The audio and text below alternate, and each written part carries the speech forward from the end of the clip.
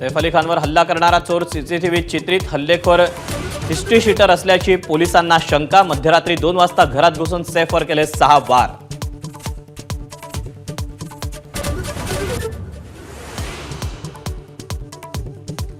हल्ल्यानंतर रक्तबंबाळ अवस्थेत सैफ अली खान रिक्षाने रुग्णालयात पोहोचल्याची माहिती। शेजारच्या इमारतीतील तरुणाच्या फोन कॉलनंतर सैफचा मुलगा इब्राहिमची मदतीसाठी धाव।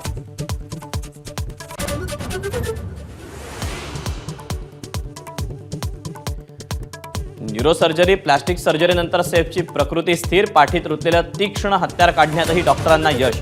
उद्या डिस्चार्ज मिळण्याची शक्यता।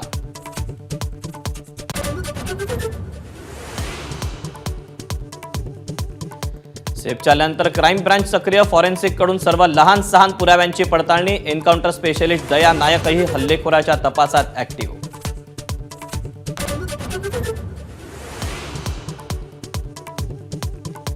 मुलाचं नाव तैमूर ठेवल्यानं संतापलेल्या धार्मिक कट्टरतावाद्यांकडून हल्ल्याची शक्यता। जितेंद्र आव्हाडांचं गंभीर वक्तव्य। तर अभिनेत्याचं नाव खान असल्यामुळेच विरोधकांकडून राजकारण। गृहराज्यमंत्री योगेश कदम यांचा आरोप।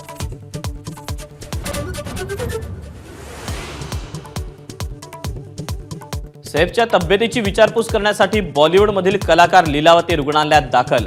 सैफची हत्या हाच हल्लेखोराचा हेतू होता। ज्येष्ठ अभिनेते रजा मुराद यांना संशय।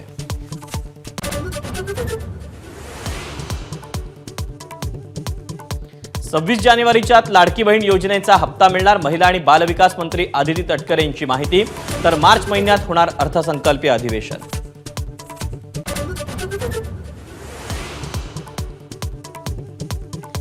केंद्र सरकारकडून शासकीय कर्मचाऱ्यांसाठी गुड न्यूज। 8व्या वेतन आयोगाच्या स्थापनेला केंद्रीय मंत्रिमंडळाची मंजुरी।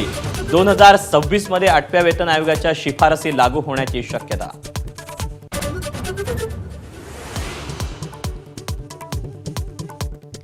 इंदिरा गांधींनी कितीही चांगली कामं केली असली तरी आणीबाणीच्या त्या व्हिलन।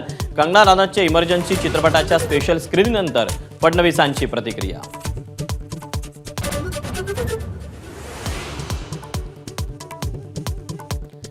बारामतीमधल्या कार्यक्रमानंतर शरद पवार आणि अजित पवारांचं एकत्र लंच। राजेंद्र पवारांच्या घरी सुप्रिया सुळे वगळता सर्व कुटुंबियांची उपस्थिती।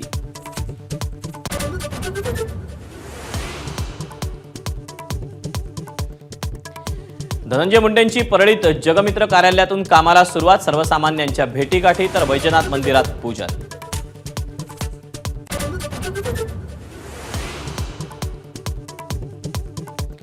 बीड जिल्ह्यातील आतापर्यंत 162 लोकांचे पिस्तूल परवाने रद्द। 20 जणांच्या नावावर मृत्यूनंतरही परवाने। तर परवाने रद्द केलेले अनेक जण राजकीय पक्षाशी संबंधित।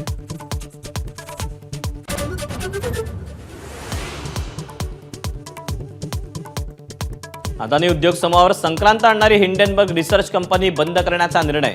संस्थेचा उद्देश साध्य झाल्यानं निर्णय घेतल्याची संस्थापक नाथन अँडरसन यांची माहिती। अदानींच्या शेअर्समध्ये उसळी।